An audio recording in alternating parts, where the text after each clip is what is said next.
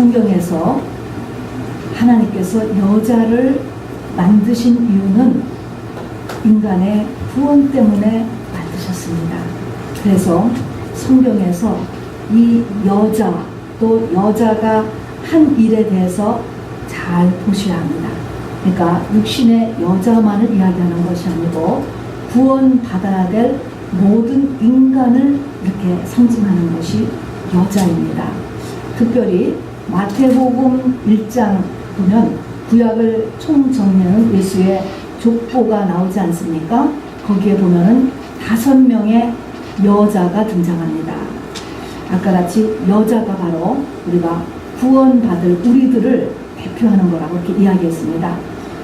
이 여자들이 우리 모든 성도가 구원의 완성을 위해서 가야 될 길을 보여주는 것인데 5명의 특징이 뭐냐면 다 목숨을 내놓는 위기를 겪는다는 것입니다.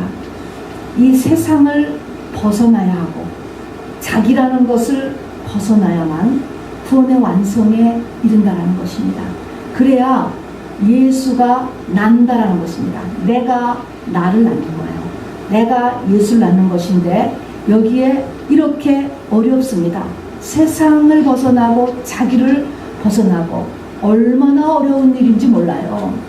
마태복음 13장에 보면 그래서 모든 것을 다 팔아 보화를 샀다. 보화를 산다. 이렇게 말씀하고 있는 거예요. 보화는 우리 천국을 얘기하고 예수를 이야기하죠. 모든 것을 다 판다라는 것입니다. 여러분 교회 다니는 것은 액세서리가 아닙니다. 잘못하면 오히려 십자가의 원수로 행하게 된다고 바울은 번복까지 하고 계신 것입니다. 자, 오늘 말씀, 우리 오늘 마태복음 1장 예수님의 족보 가운데 첫 번째 나오는 여성입니다. 다말에 관한 메시지를 하나님께서 같이 나누시길 원합니다.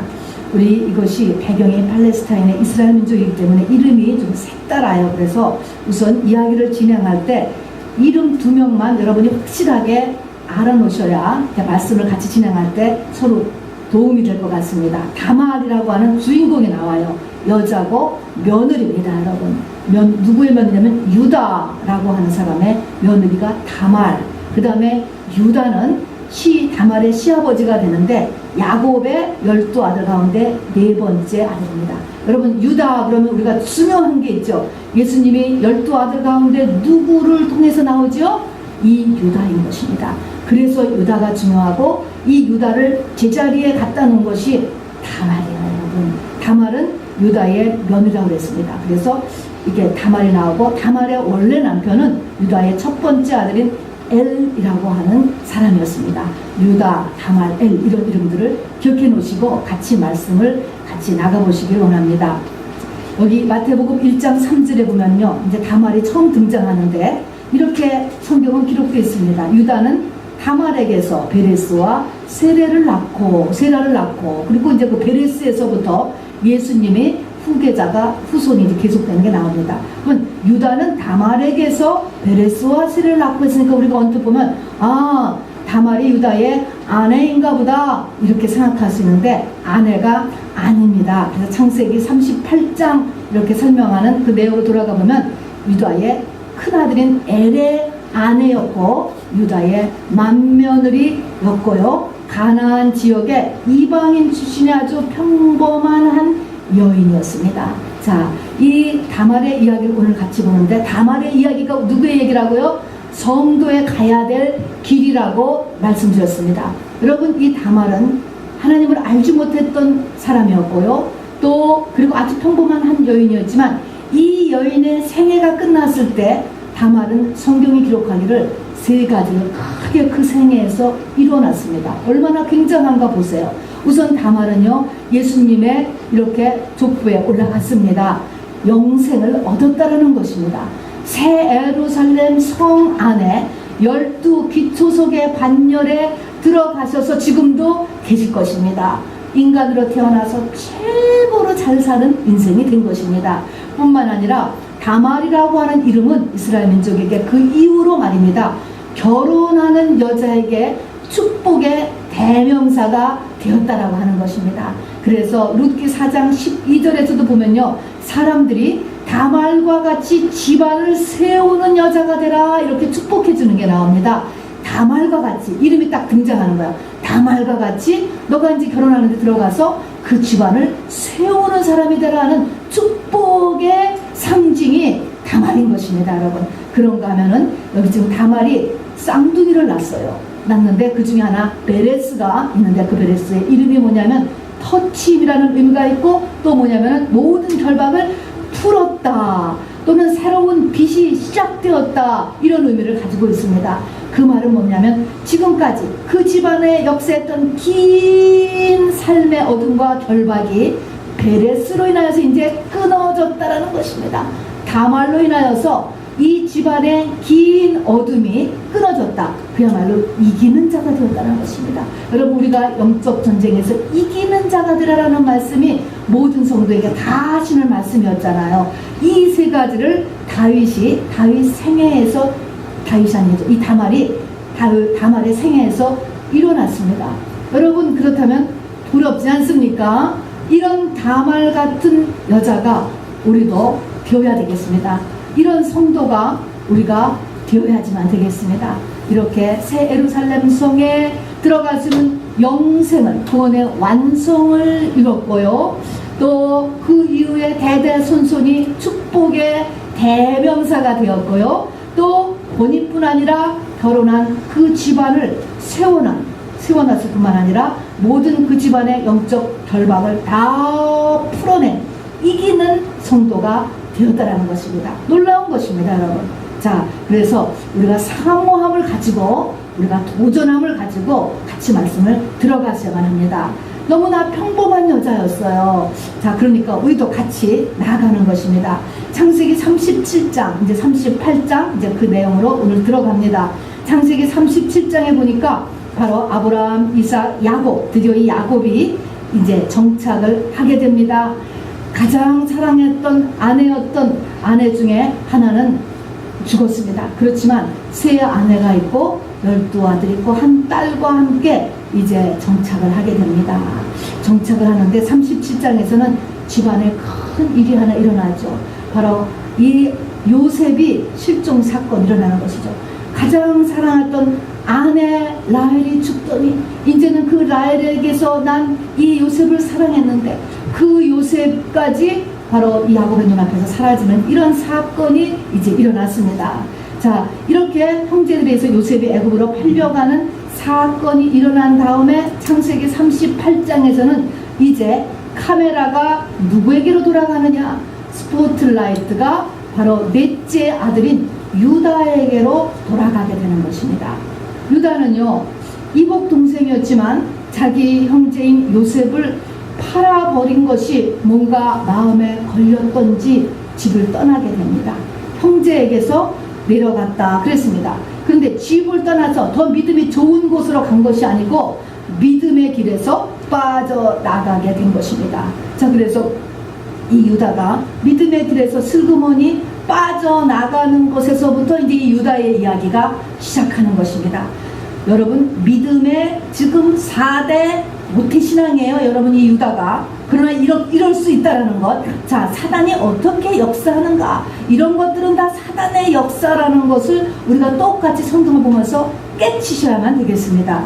자, 그래서 어쨌든 이 유다가 믿음의 길에서 슬그머니 빠져나가더니 그 다음에 하는 것은 뭡니까? 불신자 친구를 사귀더니 불신자하고 단짝이 되더라. 여러분, 이것이 다 사단의 역사예요. 그러더니 역시 불신자 여자하고 결혼을 하게 됩니다. 자, 그래서 결혼을 하고서 아이를 낳습니다, 유다가. 그래서 아이를 낳고 큰 아들을 낳고 둘째 아들을 낳고 셋째 아들까지 낳았습니다. 셋째 아들까지 낳았어요, 유다가요. 그리고 큰 아들이 장성하여서 다시 또 결혼을 하게 되니까 이 기간이 20년에서 30년이 흘러가는 거예요. 믿음의 길을 슬그머니 빠져나간 다음부터 거의 30년이 20년, 30년 가까운 세월이 지날 동안에 뭡니까? 별 탈 없이 사는 거예요, 여러분. 별 탈 없이 살 수도 있다는 것을 알아두셔야 돼. 그렇게 계속 살 수도 있습니다, 여러분. 그런데 드디어 문제가 일어났습니다. 큰아들 엘이, 그러니까 유다의 큰아들 엘이 결혼하여서 역시 불신여인하고 결혼을 했지요. 했는데 그 아들이 자식이 없이 그냥 죽어버렸다. 그 큰아들 엘의 와이프가 다말이라는 여자였습니다. 자, 어쨌든지 간에 이 문제가 생겼는데 큰아들이 이렇게 그냥 자식도 없이 죽어버렸습니다. 자, 여기서 우리가 눈치를 채야 돼요. 유다가 눈치를 챘어야 되는 것입니다. 눈치도 믿음이 있어야 채더라고요. 눈치를 못 채는 것입니다. 여러분, 그렇다라고 해서 모든 사람이 하나님의 법을 어기면 다 이렇게 자식이 죽게 되고 손이 끊기게 되고 그런 건 아니에요. 여러분, 이 모든 사람은 창세전에 그 사람의 뜻이 있고 계획이 있다는 것을 잊어버리시면 안 돼요. 여러분, 이 유다가 태어날 때 보면 야곱의 넷째 아들이라고 하잖아요. 이 어머니가 이 아들 낳을 때 하나님으로 받은 이름이 찬송이에요. 찬송. 유다의 이름이 찬송. 이스라엘 민족은 태어날 하나님으로부터 이름을 받는다 그랬잖아요. 찬송하는 아들이라는 것입니다. 찬송하는 아들인데 지금 사는 모습이 이게 찬송이 나와요. 찬송을 잃어버린 지가 지금 몇십 년이라고요. 찬송. 하나님의 뜻이 있기 때문에 하나님의 간섭이 시작되는 거예요. 그런데 유다가 아직 이걸 눈치 못 챘고요. 그 이후에 한 40년쯤 지나서 아버지 야곱이 죽을 때 창세기 49장에 보면 12아들에 대한 예언 축복기도 하는 게 나오지 않습니까? 그때 유다에 대해서 얘기하는 것을 보니까 실로가 오시기까지 홀이 떠나지 않는다. 아, 저 아들을 통해서 이스라엘의 메시아가 온다는 예언을 하고 돌아가셨습니다. 진작 알았더라면 정신을 차리지 않았을까 하는 생각도 들어요. 여러분, 나가 이 땅에 태어나기 전에 나를 향한 하나님의 계획이 있었다라는 사실을 여러분 잊어버리시면 안 돼요. 이것이 일이 인생의 때에 찾아와요. 그걸 카이로스라고 하는 거예요. 우리가 사는 이 역사의 달력은 크로노스라고 하고, 카이로스라는 것은 하나님의 때인 거예요. 이것이 그 사람의 인생에 굴러 들어오는 것입니다. 자, 유다는 메시아의 가문이 되어야 되는 것이고, 유다는 찬송이 되어야 되도록 하나님 앞에서 이미 태어나기 전 하나님의 계획이 있었어. 유다가 그거를 몰랐어요. 모르고 나서 지금 살고 있었던 것입니다. 이제 하나님의 이제 더 이상은 안 된다고 해서 하나님의 간섭이 시작됨으로 인해서 큰 아들이 죽었습니다, 여러분. 그러니까 큰 아들이 죽으니까 당시에 이제 신명기 25장에 보면 이스라엘의 법 가운데 대를 잇기 위하여서 바로 이제 둘째 아들이 있으면 둘째 아들과 그 형수를 결혼을 시켰습니다. 그러니까 유다도요, 말씀은 알아가지고 껍데기로 말씀은 또 다 지킵니다, 여러분. 그래서 둘째 아들에게 이 다말을 결혼을 시킵니다.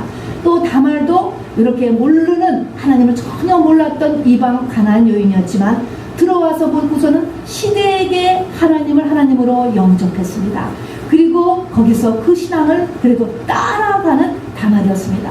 그리고 거기서 다시 이제 이 시동생하고 결혼을 시켜주니까 그 뜻대로 순종하여서 결혼을 했습니다.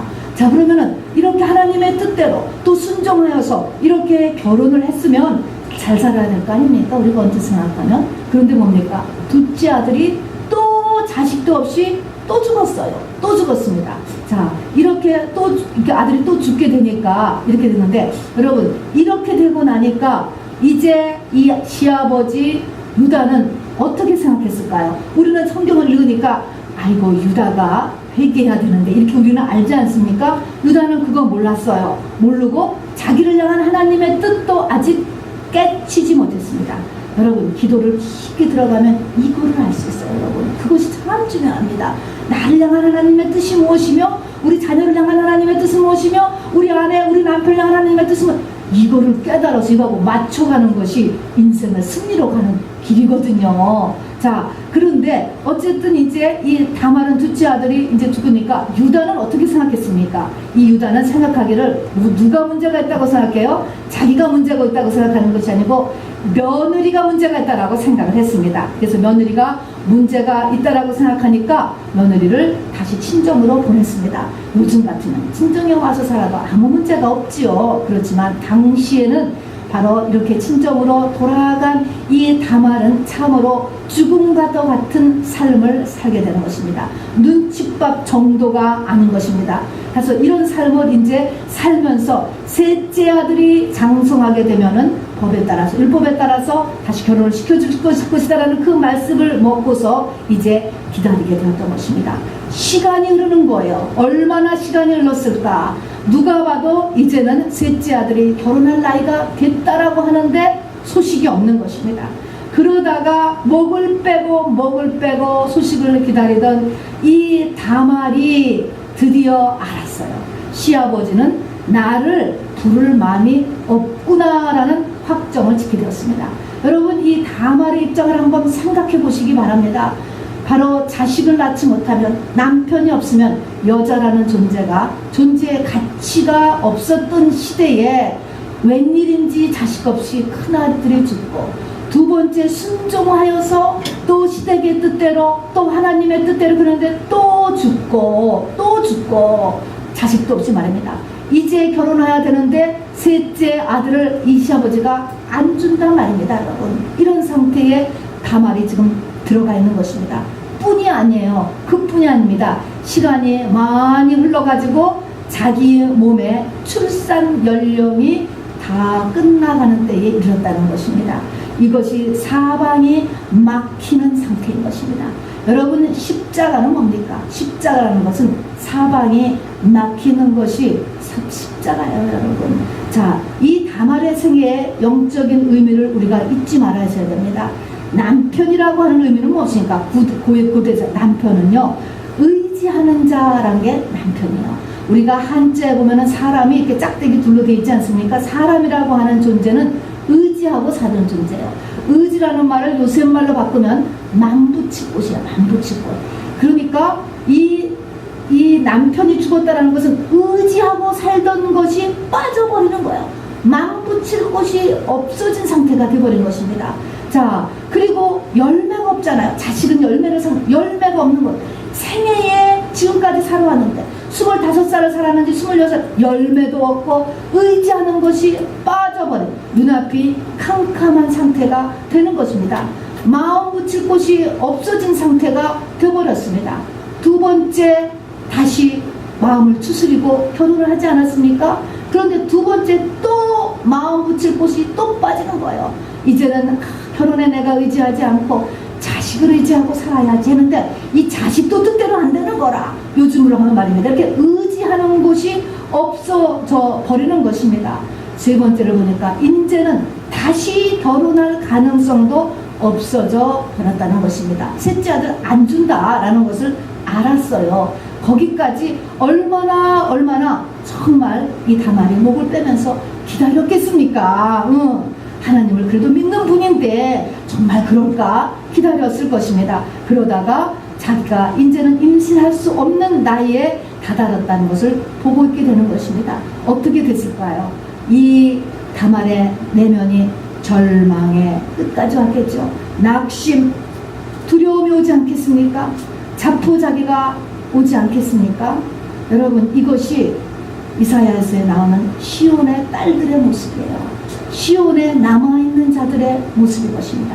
여기까지로 하나님의 신부 후보생이 환경이 몰아간다는 것입니다. 누가 남편이 죽기를 원하는 사람이 어디 있습니까? 이 다말이 남편이 죽기를 원했습니까? 죽은 거예요. 이거는 자기 힘으로 못하는 것입니다. 둘째 남편이 왜 또 죽었습니까? 세 번째 남편 된 사람은 시아버지가 안 주는데 어떻게 합니까? 육신이 늙는 거 어떻게 합니까? 이 네 가지가 다 내 한계를 넘어서서 다가오는 고난의 환경인 것입니다. 이게 시온의 딸들인 것입니다. 이게 남은 자여 신부 후보생의 모습인 거예요. 여러분, 하늘에 들어가는 출입구는 하나라는 것을 잊지 마시기 바랍니다. 십자가밖에 없어요, 여러분. 천국 가는 문은 십자가 문 하나밖에 없습니다. 다른 문이 없습니다. 십자가인 것입니다, 여러분. 자, 그래서 이 십자가 원웨이, 그리고 오직 하나의 십자가 앞에 이렇게 세워놓게 되는 거예요. 자, 여기까지 이렇게 됐을 때 이제 여기서 중요한 것이 어떻게 다말이 했느냐라는 게 중요한 거죠. 이렇게 환경을 몰아가는 것은 하나님이셨습니다, 여러분. 아까도 얘기했지만 이 환경을 어떻게 할 수 없다라는 것을 우리가 보았잖아요. 다말이 이 환경을 어떻게 하느냐고요. 그 한계를 넘어간다니까요, 여러분. 그게 넘어가고, 근데 여기서부터는 이제 다말이 할 것을 성경이 우리에게 써놓고 있는 것입니다. 고난의 끝이 무엇이냐는 거예요. 고난의 끝을 우리가 지금 보아야 되는 것입니다. 세상 사람들 같이 이제 술로 세월을 보낼 것이냐, 도박으로 세월을 보낼 것이냐, 아니면 될 대로 되라, 그냥 목숨 가는 데까지 그냥 되는 대로 되라 지낼 것이냐, 그래도 암만 걸린 것이나 그냥 감사하면서 그냥 살아라, 그냥 감사만 하면서 그냥 살아, 이렇게 할 것이냐. 여러분, 성경은 그렇게 이야기하고 있지 않아요. 이 신부 후보생에게 그렇게 이야기하고 있지 않다고요. 고난의 끝은요, 여러분, 결단하는 것입니다. 결단입니다. 여러분, 사람은 하나님의 형상을 따라서 만들어졌다는 것입니다. 이것이 굉장히 중요한 것이 그 속에 자유의지를 주었다는 거예요. 내가 의지를 발동했을 때 하나님이 도우시고 영계가 움직이는 것입니다. 여러분, 작전기도가 그래서 중요하고요, 결단이 그래서 중요한 것입니다. 이게 하나님의 형상을 따라서 지어졌기 때문에 보이지 않는 세계가 내 마음에 따라서 움직인다라고 하는 것이 놀라운 것입니다. 여러분, 여기서 다말이 일어났습니다. 일어났어요. 자, 다말은 무슨 결단했냐? 자, 여기서 네 가지를 결단하는 것입니다. 다말은 어떻게 했습니까? 내가 무슨 수를 쓰든지 유다의 집안의 아이를 낳아야 되겠다. 애를 낳겠다는 것입니다. 애를 낳겠다. 성경의 구약에 나오는 모든 여자들은 그냥 애 낳기 위해서 자기 인생을 다 드린 여자 같아요. 영적인 의미인 거예요. 누구 낳으라고 그렇게 우리의 온 힘을 드리라고요. 성도들은 예수 낳으라는 것입니다. 자, 그럼 우리는 무슨 결정을 해야 됩니까?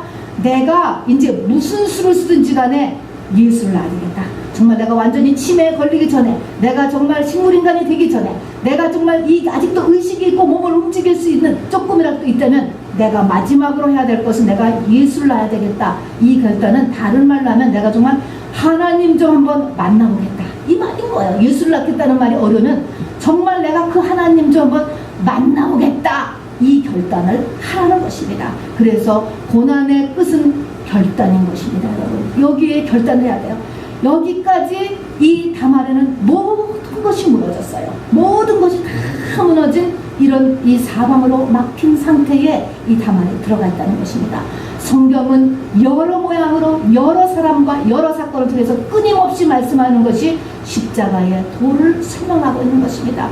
이 십자가의 도를 통하여 부활하라, 그래서 영생을 얻고 이 땅에서 바로 열매 맺고 칭찬받는 성도가 되라라고 하는 것이 바로 하나님의 성경의 메시지인 것입니다. 똑같은 거예요. 모양만 다르지. 자, 그래서 여기까지 되었을 때 이제 내가 이 유다 집의 씨를 내가 무슨 수로든지 받아야 되겠다.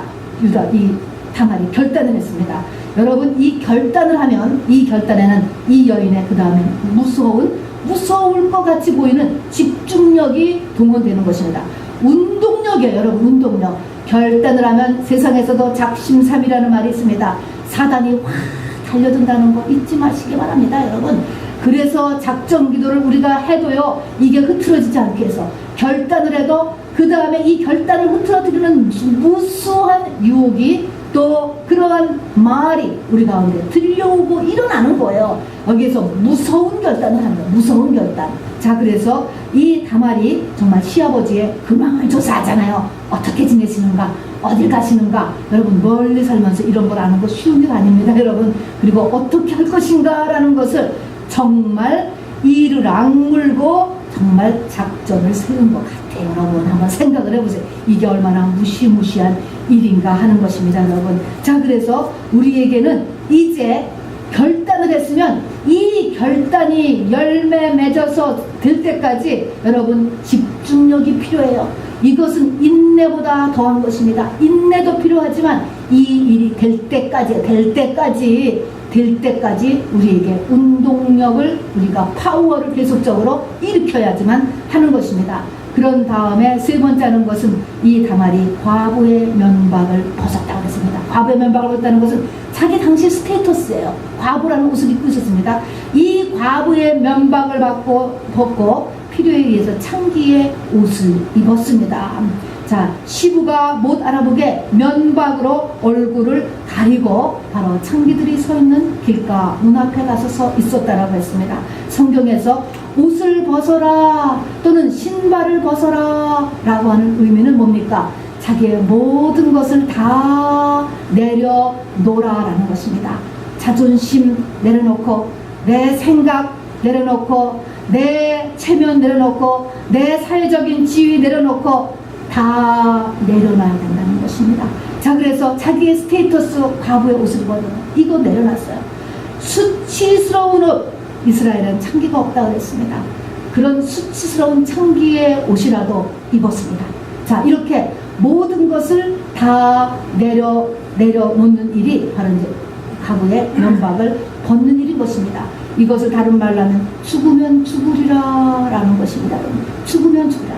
여러분 결단을 하고 내가 결단에 운동력을 가동시키고 그런 다음에 해야 될 것은 여러분 죽으면 죽으리라를 하지 않으면 할 수 없어요.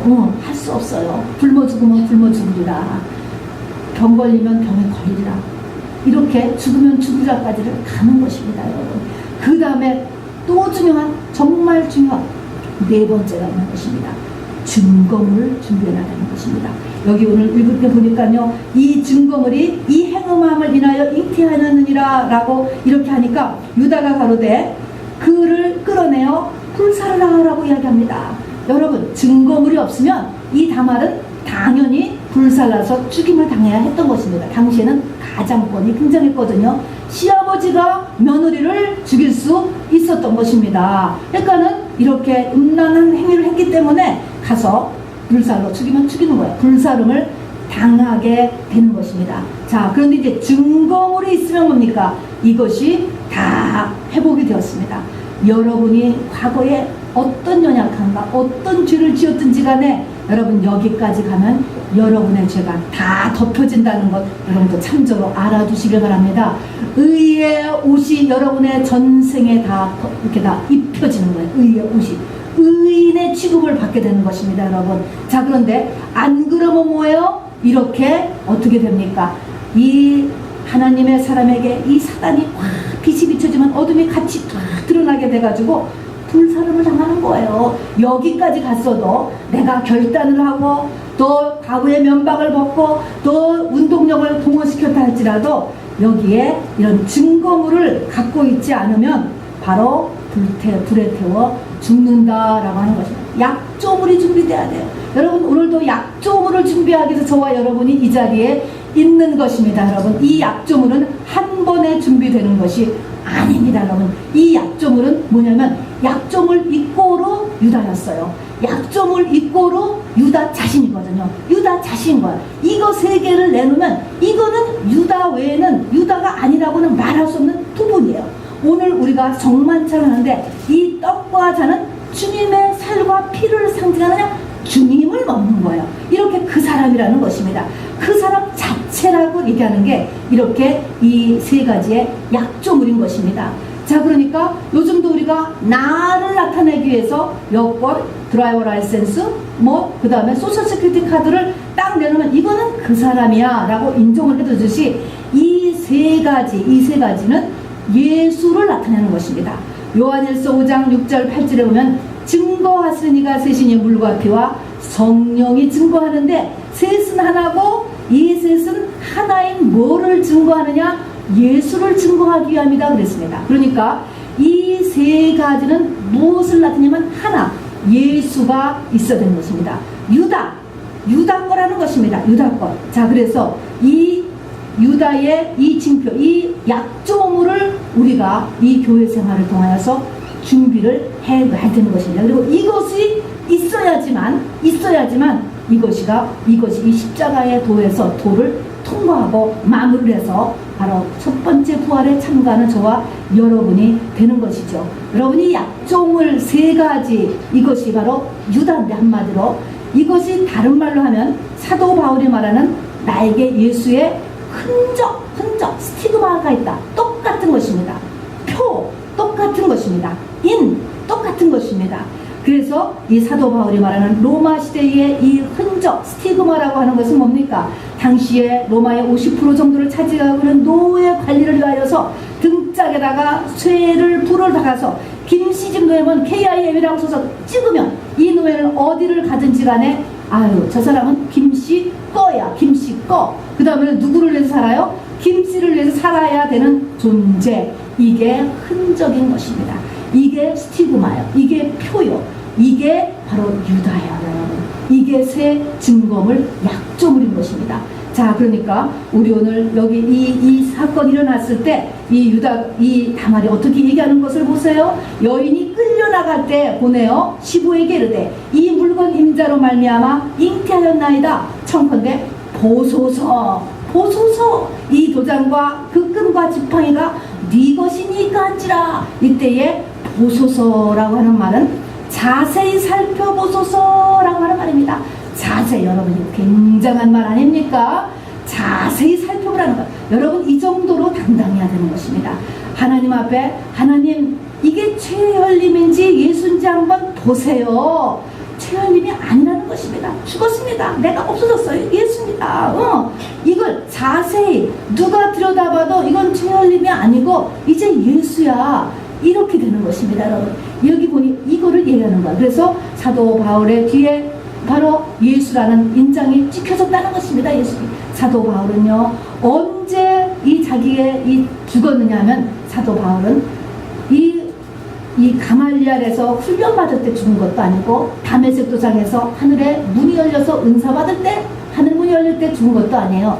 사도 바울은 사역하면서 죽었습니다. 그래서 고린도후서 1장 11장 계속 보면은 그 사역의 어려움이 계속 나오는 거예요. 그러니까 어떻게 그리스도와 함께 죽느냐라는 거는 사람마다 다 다릅니다. 인생의 어느 시점부터 이것이 역사하기도 하고 뱃속에서부터 역사를 하고 평생을 거쳐서 역사하기도 하고 또 사역을 하면서 역사하기도 하고 사람마다 다 다르게 역사해요. 그러나 마찬가지로 사방이 막히는 데까지 똑같이 가는 거는 마찬가지가 되는 거예요. 그게 사도 바울이 등짝에 뭐가 찍혔냐면 지저스라고 찍혔다는 것입니다. 그래서 사도 바울은 서신서에마다 항상 첫 마디가 뭡니까? 자기의 아이디가 뭐예요? 예수 그리스도의 종 바울은 이렇게 시작하는 거예요. 그렇기 때문에 아이디가 예수 그리스도의 종이고 예수 그리스도를 위해서 살아야 되는 인생, 이것이 바로 약조물을 갖고 있는 사람의 모습인 것입니다. 그러면 내가 예수의 것이에요. 나는 예수의 종이에요. 그러면 내 뜻과 하나님의 뜻이 상치됐을 때 누구 뜻대로 갑니까? 당연히 하나님의 뜻, 당연히 하나님의 뜻대로 가게 되는 것입니다. 자, 그래서 이렇게 이 흔적을 가지고 있는 이 바울이 아무도 나를 괴롭게 말라 하는 이 표가 또 이 인이 이 흔적이 이 약조물을 바로 우리 가운데서 이렇게 우리가 날마다의 신앙생활을 통해서 준비를 해야 됩니다.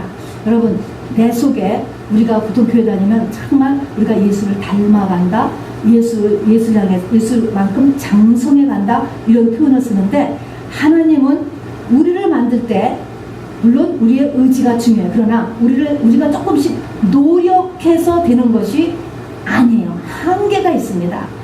내가 100% 포기되어서 해야지 내 생각이 남아있고 내 뜻이 남아있고 내 유익이 남아있고 내 야망이 남아있는 한에는 하나님 앞에 100% 쓰임받을 수 없어요. 또 하나님을 올바로 증거할 수도 없다는 걸 아세요. 사람과 하나님은요, 이게 놀랍게 하나님의 형상을 만들어서 거의 똑같은 자리에 피조물이면서도 똑같은 자리에서는 놀라운 위치에 있는 것입니다. 우리가 하나님을 제대로 증거할 수 없다라는 것입니다. 여러분, 내가 죽지 않고는 하나님이 증거될 수 없어요. 우리가 간증은 할 수 없지만 하나님의 증인은 그렇게 쉽게 되는 게 아니라고 하는 말씀을 드리는 것입니다. 여러분, 자, 그래서 그런 걸 보면 모세를 말입니다. 애굽의 왕자였을 때 쓰지. 사람 생각엔 그렇지 않아요?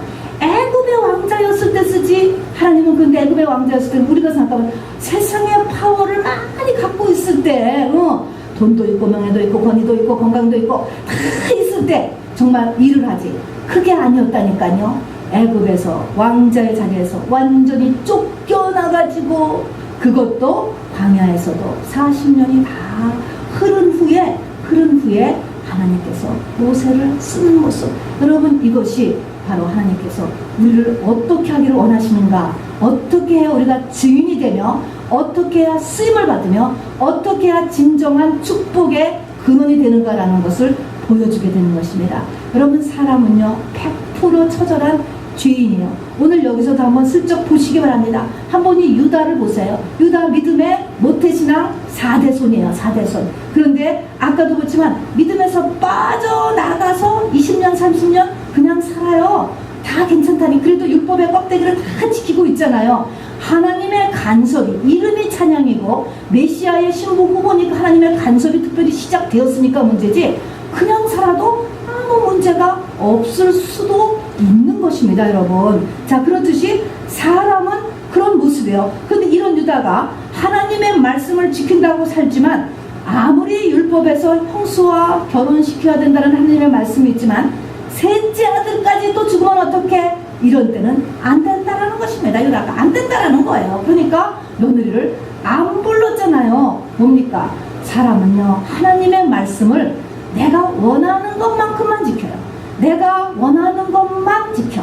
원하고 싶은 거, 하고 싶은 거, 듣기 좋은 것만 하는 게 사람의 한계예요. 이것이 겉사람이 완전히 죽기 전까지는 이것을 넘어가지 못하는 게 인간의 한계인 것입니다. 그러니까 셋째 아들도 사실은 말씀을 지켰으면 줬어야지. 근데 안 주는 거예요.